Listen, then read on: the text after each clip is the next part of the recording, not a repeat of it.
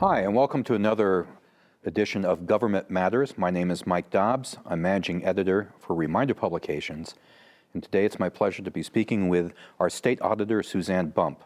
Thanks for coming. Thank you. I'm delighted to be here. As we've been doing with these broadcasts, we've been trying to explore various aspects of government, and I want to say, and I don't want to insult you in any way, but I doubt that most people understand what the State Auditor's Office does. So let's start there with. We'll start with a little civics lesson. There we go. Yes, absolutely. So the Office of the State Auditor is a constitutionally established position in state government, so it's an elective position. I run every 4 years along with the governor and lieutenant governor, the Secretary of State, AG, and treasurer. I'm probably the least noticed of the constitutional officers, but the position's been in existence since the mid-19th century. I think that if it were created today in the 21st century, that it would probably not be called the Auditor's Office. It would probably be called the Office of the Chief Accountability Officer for the Commonwealth, because despite the fact that auditing is in the title, we don't do auditing that most people think of when they hear that word. We don't do financial auditing. We do so-called performance auditing. So we still care about the financial underpinnings of state agency activities. And when we ask questions, clearly we want to know how much did an agency spend on a given program. But we also want to know, did they follow the rules when they spent the money? Were they protecting state resources, whether it is public parks or it is buses or it is laptop computers? And we also want to know, how well did you do? Did you get the outcomes that the taxpayers deserve? Are they the outcomes that the legislature expected when they enacted the law that directed you to undertake this activity? So that's the kind of work that we do on behalf of the taxpayers and all of us who rely on government services. So you're doing a lot of very interesting work. And I say that not just because I'm a policy wonk journalist kind of guy, but as a taxpayer, what you're doing is that you really are seeing if these various aspects of the state government are doing what they're supposed to be doing, are doing it in an efficient manner. And your office also makes recommendations in some cases, doesn't it? Yes, when we conduct an audit, and we audit every state department every 3 years, we audit some aspect of a state department, because if you take the Department of Public Health, they run innumerable programs from childhood vaccines to disease prevention and smoking cessation programs. So when we are going to do an audit of an agency, we look at risk factors. We figure out where the money is being spent, what are the critical outcomes that the public is expecting at that time. And we ask the questions really that you would ask as a taxpayer to find out how well your money is being spent. In that respect, I conduct this office with the idea that it is good for trust in government to ask these kinds of questions, to show the public that government does care about such matters, that government wants them to trust in the institution and the programs. And so we have to show that we're capable of self-examination and then self-correction, because if there is something that we find that an agency is not doing well or not doing at all, we make recommendations for how to improve it. Sometimes that means that a law needs to be changed so that an agency can do something better, that they can have more authority to do something. So there are any number of in the range of outcomes that an audit can have. But the whole idea for me is to build public trust in government. At any one time, how many audits or how many of these projects is your office working on? Well, we have a budget of about $18 million. There are approximately 100 auditors in the office, and we put out a little more than 100 audits every year. There's one agency where we visit not only more often than every 3 years, but we are constantly, in fact, auditing the Medicaid program in this state. It takes up more than a third of the state's $40 billion budget. Nearly 2 million people now are getting their health care through Medicaid, or as we know it, Mass Health. And it's a big, complex program. Frankly, there's a lot that can go wrong. And so we are always looking to see how well they're administering the program from several points of view. How well are they determining eligibility so that only appropriately eligible people are getting the benefits of the program? How efficiently are they handling claims? What kind of oversight are they providing over the doctors and the dentists who are in the program? And so we will have, just on Mass Health alone, we will put out 6 or 8 audits in the course of a year. Wow. Naturally, a program like that has a lot of moving parts. And also, we're always aware of the role of the federal government and what it changes, Right. that how it might affect states. So obviously, is that a concern of yours as well, that you have to keep watch of what's happening in Washington that might be affecting a state program such as that? Yes, actually, the federal government really sets the basic rules. It's up to the states to adopt their own regulations, to interpret the rules and create the processes for determining eligibility or paying claims and the like. And you're right, things at the federal level change often. We need sometimes in the course of an audit to go back to the federal agency and say, okay, how do you interpret this thing that the Mass Health program is doing? And then also we sometimes need to go back to the federal government and say, essentially, we're right, aren't we? And so shouldn't they be paying attention to what we're saying? So we want to make sure that we've got it right on the front end, that we're bringing the right mindset to an audit, and then once it's finished, that the agency complies with our recommendation. And we really have a very good rate of compliance with our recommendations. But what we're doing in the auditor's office with regard to the state's Medicaid program really puts us far ahead of many other states. And because of that, I have been invited by the U.S. Comptroller General, who also runs the Government Accountability Office, to join his domestic working group. And one of the things that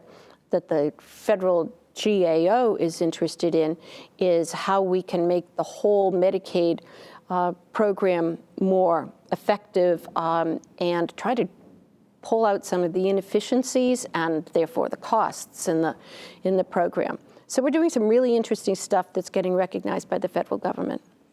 Do you ever feel like you're an outsider looking in? Well, sometimes I've had to deal with frankly, Democratic colleagues who say, gee, Suzanne, why do you want to lay bare these programs and their flaws, particularly when it concerns a social program? But for me, it goes back to something I said at the beginning, it's about building public confidence. There are people, particularly around our public assistance programs, people are always skeptical about whether the money is being well spent. And sometimes there's good reason for that skepticism. And I don't think we do anybody any favors by pretending that those issues aren't there. You have to confront them. You have to be real about it. But I don't stand so far apart from the rest of governmental processes. And I better not, because many times I need the legislature to fix a law that has created a problem. Or I just want them to have the information so that they can make better decisions on policy later on down the line. So I actually spending, as we're getting more credibility on Beacon Hill for the work that we're doing, I'm finding I'm spending more and more time with the legislature, which is seeing us as a resource for them in their policy making. And that's exactly what I wanted to do. Sure. Just to give folks the idea of some of the type of things that you guys do. In 2015, you did an audit, your office did an audit of Mass Health. and you discovered that that agency had spent $233 million in unnecessary spending. In 2016, your office determined a record amount, at least at that time, of $13.7 million in public assistance benefits fraud, which was more than the previous year.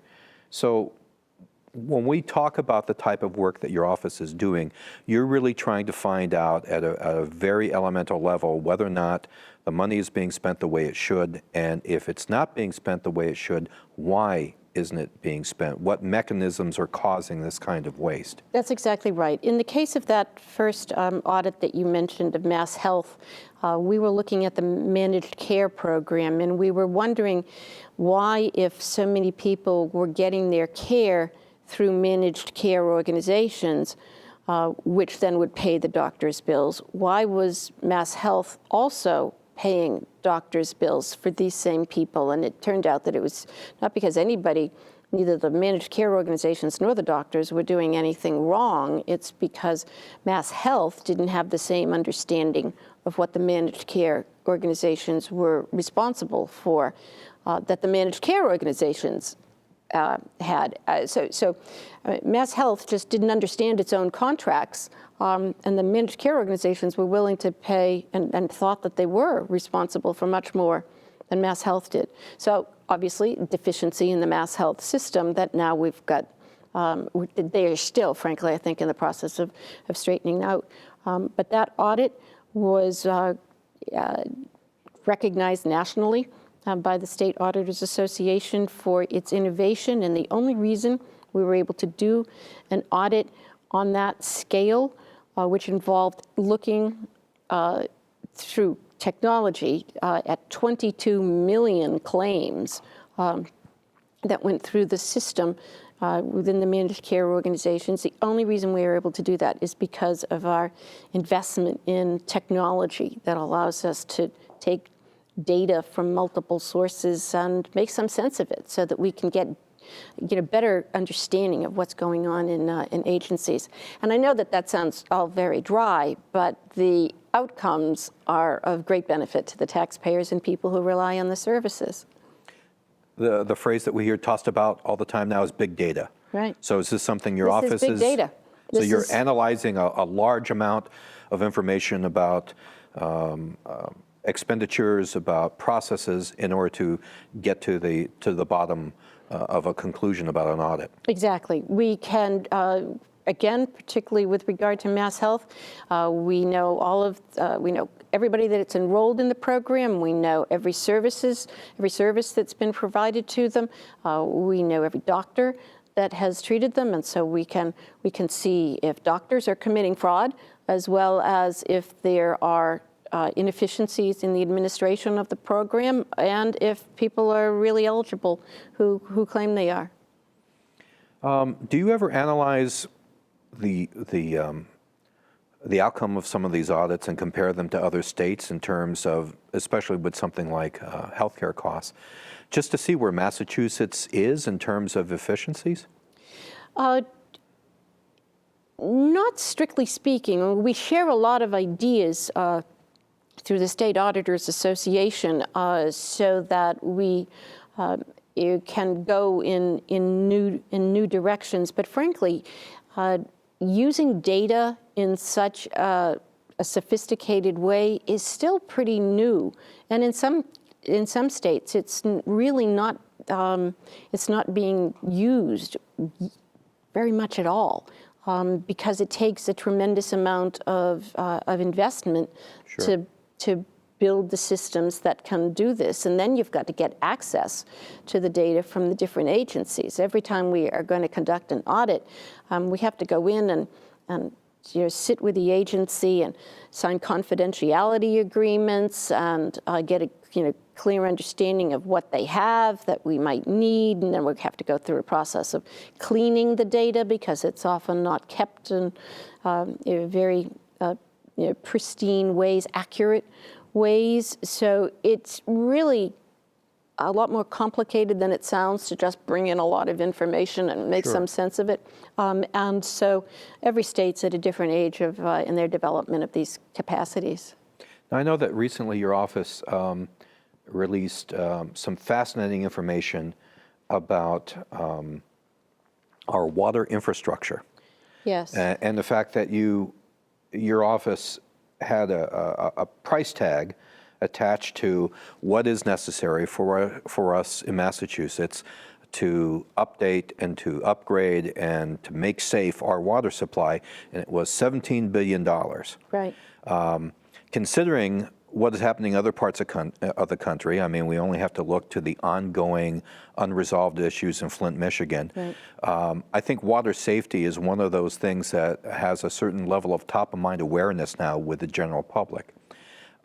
When your office comes out with something like that, clearly, you guys are the canary in the coal mine, but now it relies on the legislature, the governor, and others to actually address some of these issues. Right. Do you find that, especially in an audit like that, you're taking sort of an advocacy role in trying to allow legislators to understand the importance of a particular issue? Right. Well, let me explain one point. This wasn't the result of an audit. This came out of a different division of my office, which is the Division of Local Mandates. In that respect, we are not working on behalf of taxpayers in general, but municipalities. In determining, we do two things there. We determine whether a law that gets passed and that imposes new responsibilities on cities and towns needs to be funded by the state, if the state is legally required to fund it, rather than have local property taxpayers fund it. And we also do these reports, which involve financial analysis. And so in this case, we determined that over the next 20 years, as you say, more than $17 billion is needed to improve water treatment, sewer treatment, and then stormwater management. And yes, in this instance, this is an advocacy role that the office is playing on behalf of municipalities and local service districts. And so we have presented, we're still in the process of educating the legislature about this, as well as the administration. But there is an opportunity that's presented right now in Washington. And frankly, we don't get to talk about very many positive things going on in Washington right now. But the Democrats and the Republicans, as well as the Trump administration, do agree that there needs to be large-scale infrastructure investment. And they actually are talking about making more money available for water and sewer improvement projects. And so I've already started talking to our members of Congress who are going to be involved in those deliberations. And Springfield's Congressman Richie Neal is going to be on that list as well, so that we can use this report to educate our members of Congress about how important this kind of funding will be to their constituencies, because municipal governments are under enormous strains, particularly older industrial communities like Springfield, like the neighborhood that I grew up with in eastern Massachusetts, where Brockton was an old shoe town and is still suffering economically from the demise of the shoemaking industry. And these communities that have shrunk their populations, they don't have as much of an ability to assess people for the costs of rebuilding these things. They need help, and the federal government is in the best position to do that. It's a real sort of hot button issue out here in the city of Chicopee. They're under a federal mandate to correct their combined sewer overflows, right. CSOs. They have spent millions and millions of dollars. They've gotten loans. They've bonded out because there wasn't as much federal money to tackle this as right. Here in Springfield. I know our Water and Sewer Commission have announced that they're going to be starting a lot of projects to replace the 100 or 125-year-old sewer water pipes that we have, the cast iron water pipes. In fact, there was an issue a few years ago where there was an issue with the water system, and it turned out that we were still having wooden water pipes in some parts of the city. And of course, you don't know this until there's a failure. Right. And then you open up the street and find out the extent of the failure of this infrastructure. So certainly this report is very timely, because I think a lot of people here locally are seeing projects that involve our water infrastructure in particular. Right. Another thing, besides money, there are changes that can be made in the bureaucracy that regulates this, that can make it a little easier to navigate. I'm sure that Chicopee, like many other communities, has found itself in a very difficult position of being told to do this and do this first by one agency and no, do this first by another agency. We need a way to better reconcile that and reconcile it to local needs as well. If you particularly want to improve service to a part of the municipality that you want to develop, whether residentially or commercially, well then, maybe as important as it is to fix the sewer, you've really got to get the water service. And the agencies are giving you, trying to push you in another direction. And so that can, those kinds of administrative changes can help ease the situation as well. So I understand, looking quickly at your background, that you served 8 years in the House of Representatives. I did. And you served in the Patrick administration as our labor head. Right. So back in my youth, as I like to say, I was elected as the state representative from the town of Braintree, and I was there for 8 years, from the late 80s into the 90s. I'm a lawyer. I'd also been in practice then as a business advocate. I sat on boards of nonprofits and then got back into government with Deval Patrick. And it was when I was Secretary of Labor and Workforce Development that I really got focused, naturally enough, on the operations of state government and whether we had good information to make good decisions. And that's what caused me to run for the position of state auditor, to try to answer some of those questions about how well our agencies are working, how well are they prioritizing their spending. Did your interest in public service come out of being an attorney, or that legal training? No, that came later. I got introduced to politics actually by the woman for whom I babysat when I was a teenager, and she was active at the local level. She got me involved in my first political campaign to help elect the first woman member of the Board of Selectmen in my hometown. It was through her that I met a state representative who invited me to come into his office and then learn about state government. And while there, I met a state representative who hired me. And then when she retired, when I got out of school, I didn't know what it was that I wanted to do, but somehow I knew I wanted to, like every idealistic young person, I want to make change. Sure. Well, going into the State House, as soon as I walked in the doors, I realized, well, this is where you make change. And this is how I want to, this is the sphere in which I want to work so that I can make change. And I've been in government, I've been out of government, I'm back again. I really love the challenge of it. I love the public service of it. I believe so strongly in the fact that we need strong institutions in order to ensure a strong democracy, and it makes it very rewarding work. Now, do you want to stay in the role of state auditor for a while? Yes, I do. So I'm in my second term. I expect I will run for a third term in 2018. The next logical question is, well, don't you want to run for anything else? Well, do you want to run for anything else? And at this time, the answer is no. Thank you. Okay.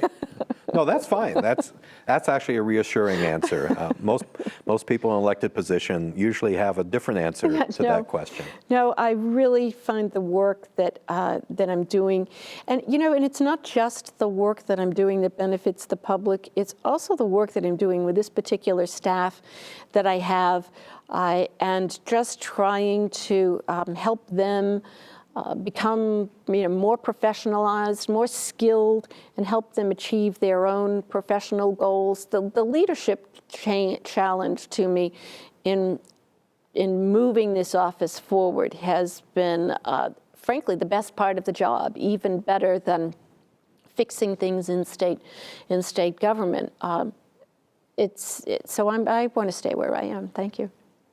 Now, I know that you have a fraud hotline number, and Yes. we're gonna put it on the screen, folks. So Yes, so you can call in to the number if you want to report suspected public assistance fraud, because that's one of the other things that we do. We have a group of people devoted specifically to that. Or if you want to make a suggestion for an agency or an activity that should be audited, we also have we do audits of state contractors as well. So contractors in the large sense, which by which I mean I don't mean just construction companies, but human services providers, daycare centers, social service providers. We look at fraud and inefficiencies there as well. And we also have a website, mass.gov/auditor, and you can also go online, learn obviously more about the office, but also share your ideas with us. do you get a lot of people making calls on that fraud line?